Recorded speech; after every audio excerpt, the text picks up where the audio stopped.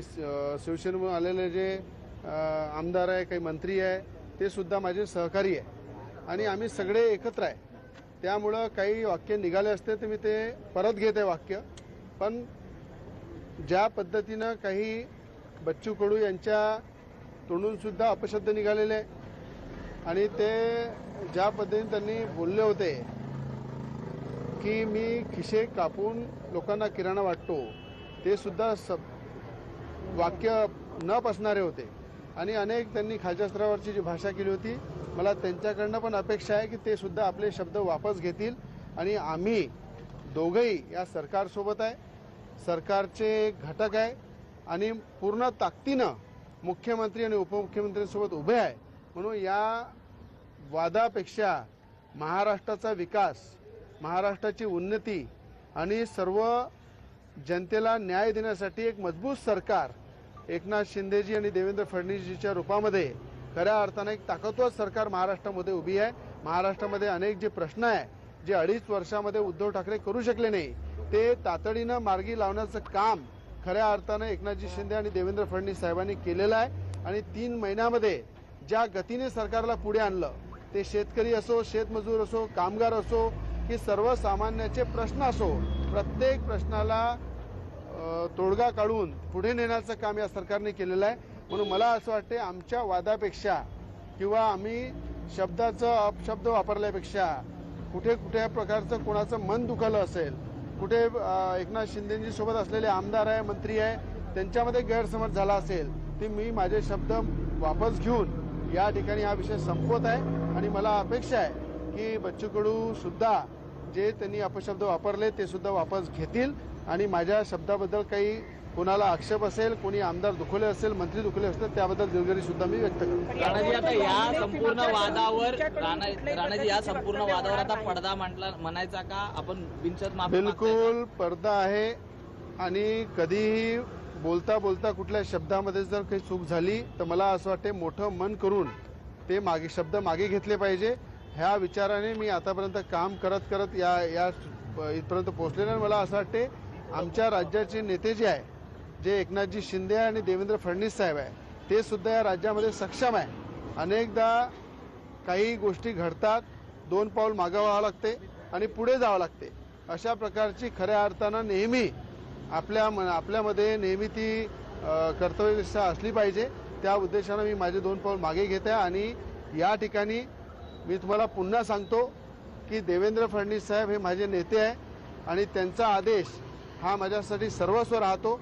म्हणून त्या उद्देशाने सुद्धा आणि सरकारमध्ये आम्ही सगळे मिळून महाराष्ट्राच्या सेवेसाठी, महाराष्ट्राच्या जनतेला न्यायासाठी जुडलेला आहे. म्हणून हे वादविवाद नसले पाहिजे या उद्देशाने हा विषय संपवत आहे. बच्चू कडूंनी असं म्हटलंय की 50 आमदारांचा अपमान केला आहे, या अपमानासंदर्भात त्यांनी माफी मागावी. असं आहे, जेव्हा मी माझे शब्द मागे घेतले आहे, दिलगिरी व्यक्त केली आहे, त्याच्यापेक्षा दुसरं काही नसते. आणि मला असं वाटते की एखाद्या गोष्टी जर घडलेली आहे, एखाद्या गोष्टीवर जर काही वादविवाद झालेले आहे आणि ज्येष्ठ आमच्या नेत्यांनी जर 3.5 घंटे जर डेप्टी सीएम देवेंद्र फडणवीस साहेब, तुम्हाला माहीत आहे असे नेते आहेत ते की त्यांनी अनेक विषयातून मार्ग काढले. हा तो विषय छोटा होता.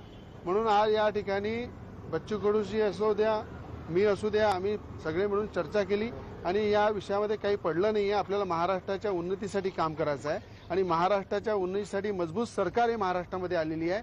आणि वारंवार जे विरोधक कुठेतरी आमच्या भांडणामध्ये कुठेतरी रोटी शेकण्याचं काम करत आहे, ते सुद्धा बंद झालं पाहिजे. जे लोक आतापर्यंत विरोध करत होते ते कुठेतरी आज एकत्र आल्यासारखे दिसत आहे. म्हणून मला असं वाटते या गोष्टीमध्ये काही अर्थ राहिला नाही. म्हणून हा विषय इथे संपलेला आहे. आणि हिंदीमध्ये सुद्धा मी 2 मिनिटं हिंदीमध्ये सुद्धा 2 मिनिटात रविराजे, तुम्ही जो आरोप केला होता त्यांचं असं म्हणणं होतं बच्चू कडूंचं की सरकारी पक्षातलाच एक आमदार, सरकारला सोबत असणारा एक आमदार 50 खोक्यांचा आरोप करतो. लोकांमध्ये असा समज पसरतोय की खरंच 50 खोके आम्ही घेतले होते.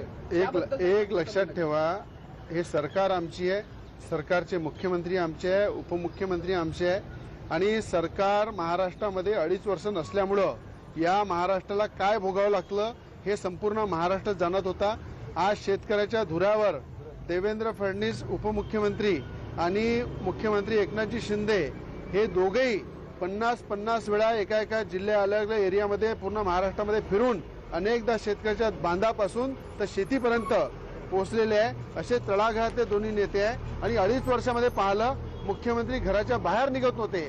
या सगळ्या संकटातून बाहेर निघाल्यानंतर एक सक्षम मजबूत सरकार या महाराष्ट्राला मिळालेली आहे. म्हणून मला असं वाटते महाराष्ट्राचे प्रश्न, महाराष्ट्राला न्याय देण्यासाठी हे मजबूत सरकार हे आमच्यासाठी जरुरी आहे. अशा प्रकारचा वादविवाद हा आमच्यासाठी आवश्यक नाही आहे. म्हणून माझे शब्द जर आहे ते मी मागे घेत आहे आणि पूर्णपणे ताकदीने या सरकारसोबत उभं राहून महाराष्ट्राची सेवा करतो. हिंदीमध्ये बोलणार आहे मी 2 मिनिटं. हिंदीमध्ये 2 मिनिटं बोलतो की साहेब एक मराठी प्रश्न आधी ऐका. तुम्हाला मुख्यमंत्री आणि उपमुख्यमंत्र्यांनी कानउघडी केल्यानंतर ना दोघांनी समंजसची भूमिका घेतली का? इतके मी आपल्याला सांगतो, राज्याचे मुख्यमंत्री एकनाथजी शिंदे, राज्याचे उपमुख्यमंत्री देवेंद्र फडणवीस साहेब हे आमचे नेते आहे आणि नेत्यांचं काम असते कुठं जर आपल्या कुठं वादविवाद असले, कुठं गलतफहमी झाली, कुठेतरी शब्दामध्ये हेरफेर झाला, त्या ठिकाणी आपण दुरुस्त केले पाहिजे. या संदर्भात ते बच्चू कडू असू द्या की मी असू द्या, त्यांच्याकडनं काही चुका झाल्या असतील तर ते सुद्धा कुठे ना कुठे आपले शब्द मागे घेतील, कुठे दिलगिरी व्यक्त करतील अशी माझ्या त्यांच्याकडनं अपेक्षा आहे. पण कुठे ना कुठे या गुवाहाटीच्या प्रश्नावर जर काही आमदार, काही मंत्री जे आज खऱ्या अर्थानं एकनाथजी शिंदेसोबत स्वाभिमानाने आणि ताकदीनं महाराष्ट्राच्या विकासासाठी एकत्र आलेले आहे, त्यांचा कुठेतरी त्यांना जर दुःख झालं असेल त्याबद्दल माझे शब्द मी वापस घेत आहे. दिलगिरी सुद्धा व्यक्त करत आहे. हा विषय संपलेला आहे. आपल्याला महाराष्ट्राच्या उन्नतीसाठी, महाराष्ट्राच्या विकासासाठी सरकार आहे, त्याच्या माध्यमातून महाराष्ट्राची सेवा करायची आहे. ह्या भानगडी वादविवाद हे आमचं लक्ष नाही आहे. आणि दुसरी गोष्ट ऐकून घ्या, आज मैं यहाँ पे आप सभी के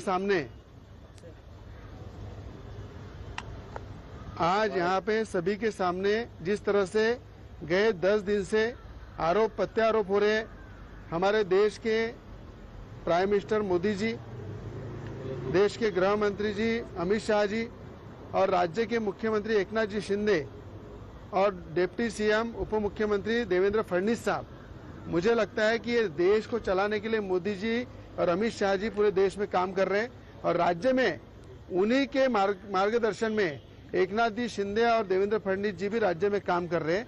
तो राज्य के नेता, कल हमारी 3-3.5 घंटे बैठक हुई. उस बैठक के अंदर जो भी मतभेद थे वो पूरी तरह से बाहर निकाले गए. उन मतभेदों के विचारों पे भी चर्चा हुई. कुछ एमएलए बच्चू कडू जी ने जो आक्षेप मेरे ऊपर उठाए थे उसके बारे में भी चर्चा हुई. और मुझे लगता है कुछ अगर एकनाथ शिंदे जी के साथ जो एमएलए मिनिस्टर है, कहीं मेरे बोलने पे उनको अगर कहीं आपत्ति है, कहीं दुख हुआ है, तो उसके लिए मैं दिलगिरी व्यक्त करता हूँ और मेरे शब्द वापस लेता हूँ. और इसी तरह इस विषय के अंदर जिस तरह से विरोधी पक्ष महाराष्ट्र में रोटियां सेक रहा है, हमें लगता है हमें महाराष्ट्र ने एकनाथ जी शिंदे और देवेंद्र फडणवीस जी को महाराष्ट्र के विकास के लिए, महाराष्ट्र के न्याय के लिए जो उद्धव ठाकरे जी 2.5 साल कर नहीं सके वो 3 महीने में देवेंद्र फडणवीस जी ने और एकनाथ शिंदे जी ने करके बताया. हर जिले में 2-2, 3-3 बार जाके किसानों के बांध से लेके किसानों की खेती तक जाके उन्होंने महाराष्ट्र का काम किया है. और महाराष्ट्र के प्रश्न छोड़ने के लिए, महाराष्ट्र के विकास के लिए ये सरकार मजबूत है और इस सरकार के साथ हम खड़े हैं. इसलिए हमारा कोई वाद विवाद रहा नहीं है. आने वाले समय में जो विरोधी बार बार कह रहे हैं कि ये प्रोजेक्ट महाराष्ट्र से गुजरात चले गए, मुझे उद्धव ठाकरे जी से कहना है, जो विरोधी लोग आरोप कर रहे हैं उनको कहना है कि आपने 2.5 साल में देवेंद्र फडणवीस जी जब मुख्यमंत्री थे उस समय जो प्रोजेक्ट लाए, जो प्रोजेक्ट महाराष्ट्र में शुरू हुए, उसमें से आधे प्रोजेक्ट उद्धव ठाकरे मुख्यमंत्री बनने के बाद 2.5 साल में बन गिरे. उसका सवाल का जवाब देना चाहिए. और सुभाष देसाई जो उद्योग मंत्री थे उनकी भी हमने पूरी जांच में मांग करूंगा कि उसकी शुरू होना चाहिए. जहां पे भी एमआईडीसी के प्लॉट थे, जहां एमआईडीसी में गार्डन के प्लॉट थे, उसका चेंज ऑफ डेवलपमेंट का काम उन्होंने किया है. जो गार्डन के प्लॉट, जो झाड़ लगाने के प्लॉट एमआईडीसी में रखे गए थे, वो सुभाष देसाई ने उसको कमर्शियल में कन्वर्ट करके करोड़ों रुपए का मलिदा उद्योग विभाग से खाया है और वो मातोश्री पे उद्धव ठाकरे जी को पहुंचा है. उसकी भी इंक्वायरी होना चाहिए, ये भी मैं मांग करूंगा. और आने वाले समय में अभी एकनाथ जी शिंदे और देवेंद्र फडणवीस साहब के नेतृत्व में जिस तरह से महाराष्ट्र में 2019 में उद्योग शुरू किए थे, उससे दुप्पट उद्योग इस महाराष्ट्र में आएंगे और उद्योजकों को अच्छी संधि महाराष्ट्र में मिलेंगी, ये मुझे विश्वास है.